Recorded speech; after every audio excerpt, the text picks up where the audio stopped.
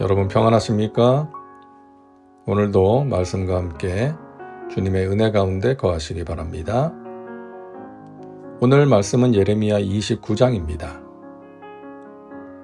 바벨론의 왕 느부갓네살이 유다 사람들을 포로로 끌고 간 뒤 얼마 되지 않아 예레미야는 하나님께서 말씀하신 내용으로 그들에게 편지를 보냅니다.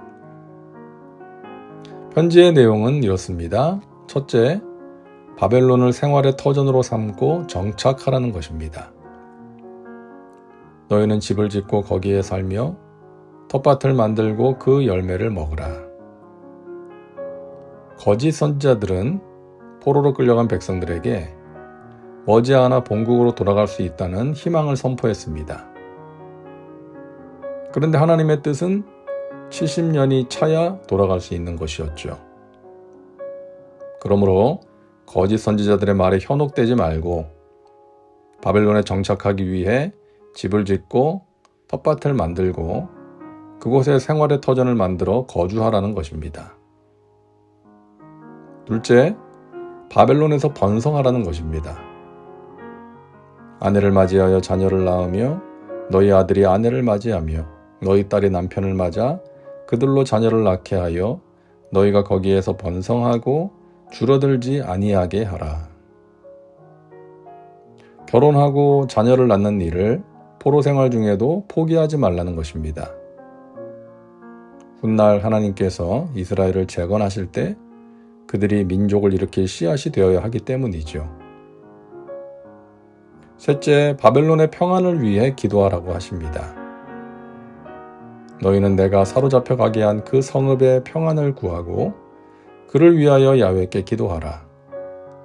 이는 그 성읍이 평안함으로 너희도 평안할 것임이라. 하나님은 유다 포로민들에게 어려운 것을 요구하십니다.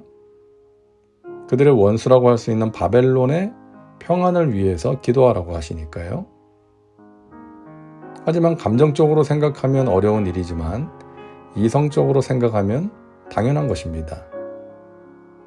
그들은 이제 바벨론에 속한 백성으로 살아가야 하는 처지니까요. 자신들이 속한 나라를 위해 기도해야 하는 것이죠. 자, 이어서 유다 포로민들을 향한 하나님의 계획이 선포되는데요. 야훼께서 이와 같이 말씀하시니라. 바벨론에서 70년이 차면 내가 너희를 돌보고 나의 선한 말을 너희에게 성취하여 너희를 이곳으로 돌아오게 하리라. 하나님께서는 유다의 포로민들을 다시 그들의 땅으로 인도하시기 전에 70년의 세월이 차야 한다고 말씀하십니다.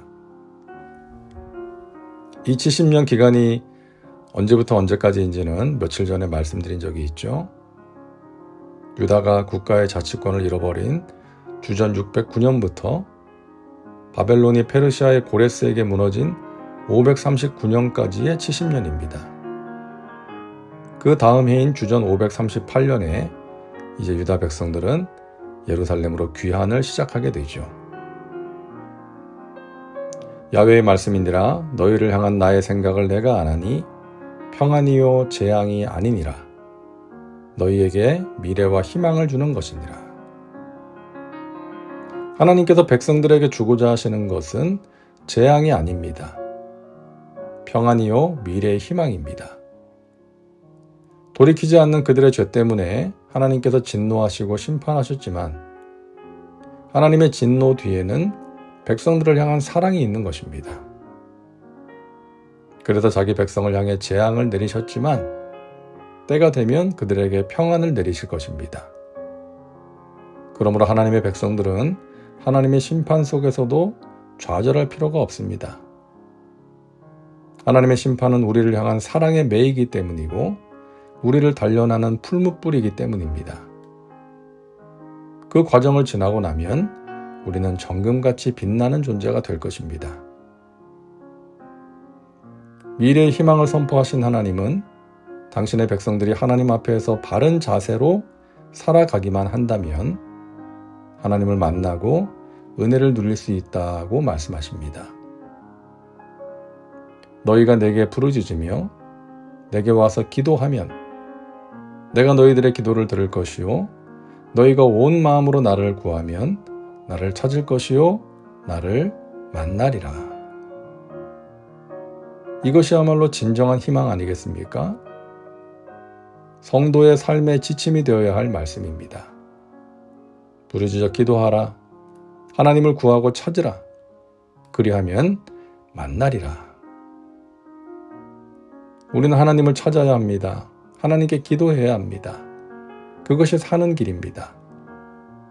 세상의 헛된 소리에 귀를 닫고 세상의 헛된 것들의 마음의 문을 닫고 오직 하나님을 바라보고 하나님의 은혜를 구해야 합니다.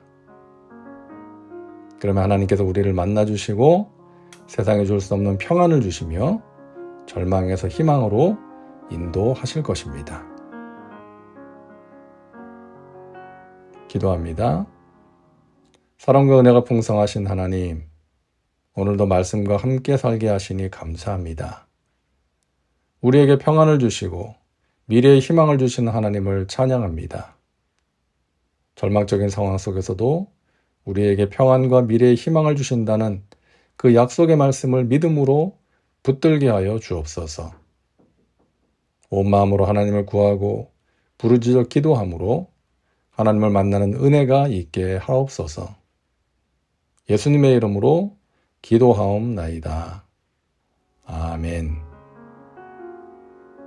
오늘도 말씀과 함께 은혜 가운데 거하시기 바랍니다. 여러분 사랑하고 축복합니다.